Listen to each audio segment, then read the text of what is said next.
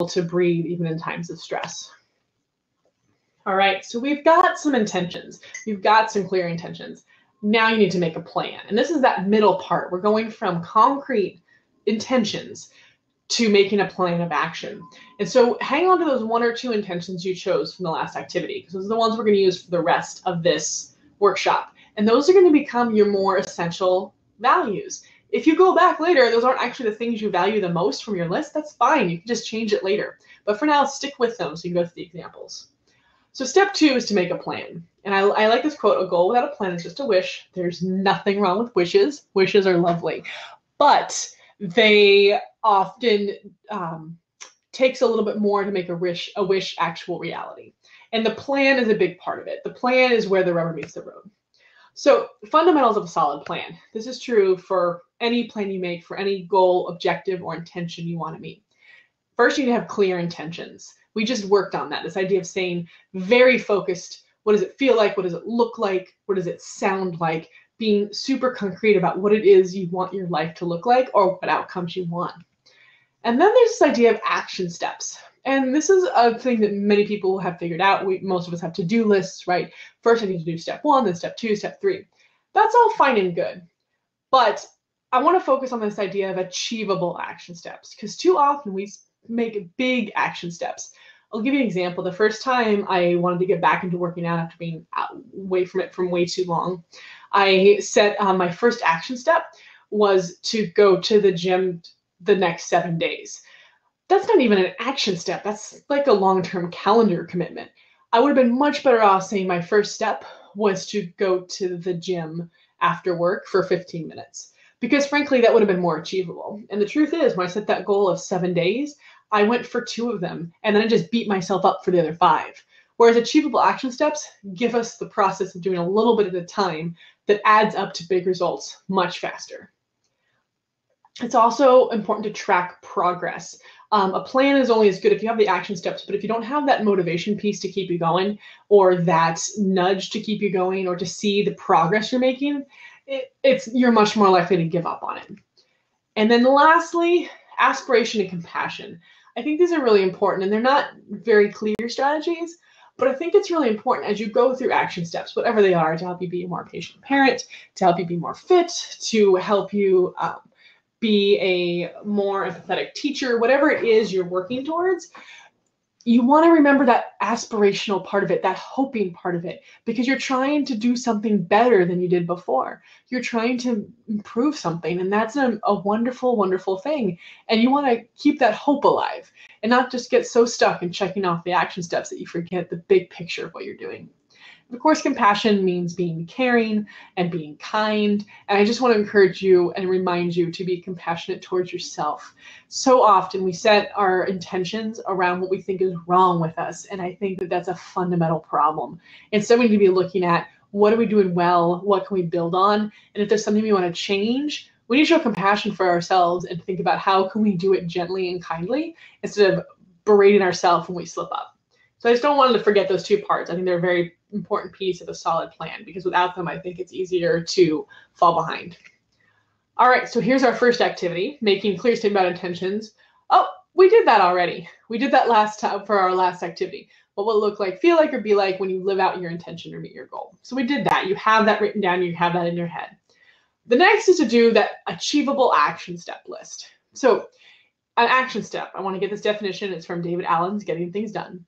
An action step is a physical and visible action that you can complete in a fixed period of time. And this is key because I want you to think about what is the very first action that you're going to take towards your intention. So pick one of your intentions. Think about what the first action step is. Take a moment. Okay, you got it? That first action step? Okay, break that action step down into 2 and 3 separate steps. Let me give an example. If I'm saying that one of my action steps for being more patient is to come up with a patience mantra, something I say when I start to lose my temper, that's a really great strategy. It's a really good tool to help remind yourself to calm down. But if that may not be achievable for me right away. Instead, maybe what I want to do is read 3 or 4 examples of patience mantras, or read inspirational quotes about patience. Or maybe I just want to come up with 2 words and try repeating those over and over again. So my point is, you take whatever you thought was your first action step, see if you can break it down even more to make it something you could do in 2 minutes or less, something that you could do as an active first step towards your intentions in an incredibly short period of time. And the smaller your action steps, the more achievable they are. And the more achievable they are, the more likely you are to do them. And so that's a really important piece of the achievable action steps. So take a moment, go ahead and list as many action steps as you can think of, and don't be afraid to break some of those down into smaller ones. We'll take a moment for that.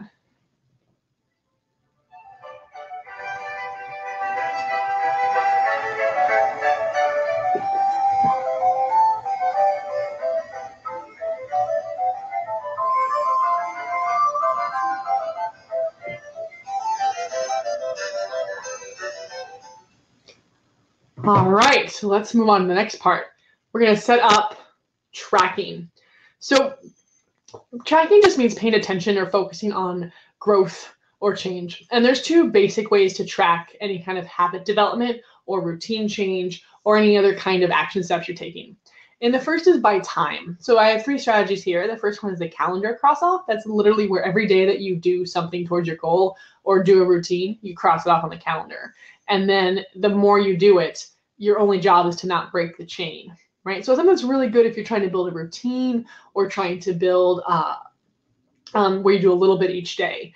This is not a great strategy if you're doing something that you're not going to do every day. So I think it's really important. Some people do this for working out, for example, but then you miss one day because you're sick and you sometimes will throw your hands in the air and say, never mind, I can't keep it up. The chain is broken. So instead, it's a really good strategy for a daily routine that's achievable. It's not a great strategy for something that you're not going to do 7 days a week. Something to keep in mind.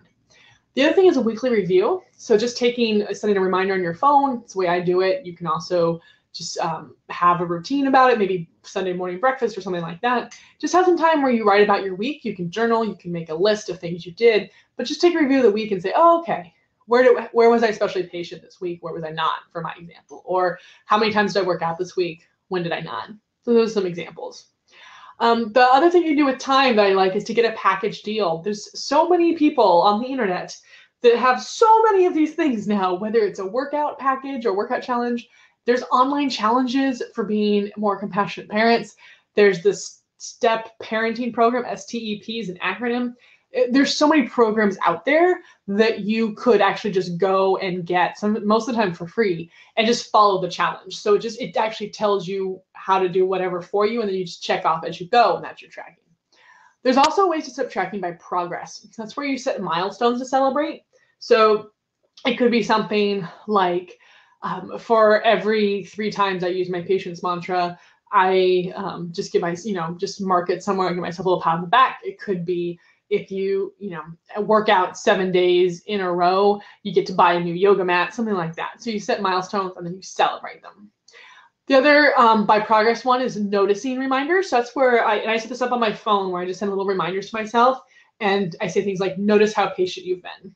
Or remember to keep it simple. Whatever intention I'm working on, I just set up on my Google Calendar on my phone to alert me twice a week to just make me notice it. And it's really helpful because in the middle of the crazy day, it just brings you back to what your core intention is and your essential values are. And the last example for tracking by progress is a journaling reminder. So you can just, again, set a reminder for your phone for a fixed period of time, but then journal about your progress, what you're proud of and what you want to work towards. So there's some ways to do the tracking. And again, do not try and do all of these. Instead, pick one that matches what intention you're working on and also one that matches your style. I know some folks that a calendar cross off, man, that is anxiety producing. And I know other folks who the idea of noticing reminders seems way too woo-woo. So you pick what makes sense for you and for the intention that you want to track. All right. And of course, this aspiration and compassion, I don't want to lose sight of that. As you go forth, remember to hold on to the big picture. For whatever your intention is that you're working towards, why are you doing it? What good will it do to you in the world? What good will it do to you and your family? Keep that in mind. Remember that you're working towards something that's much bigger than yourself usually, or something that's much more important in the long run than one mistake here or one slip up here. And that's also the compassion piece. Be kind to yourself, be gentle. Jenny Shih is a coach who's fantastic, and she talks about having gentle awareness And this idea of compassion, I think, is tied to the idea of gentle awareness of what you're doing, how you've grown, and recognizing the progress, even if there's areas you have to change or things have to shift.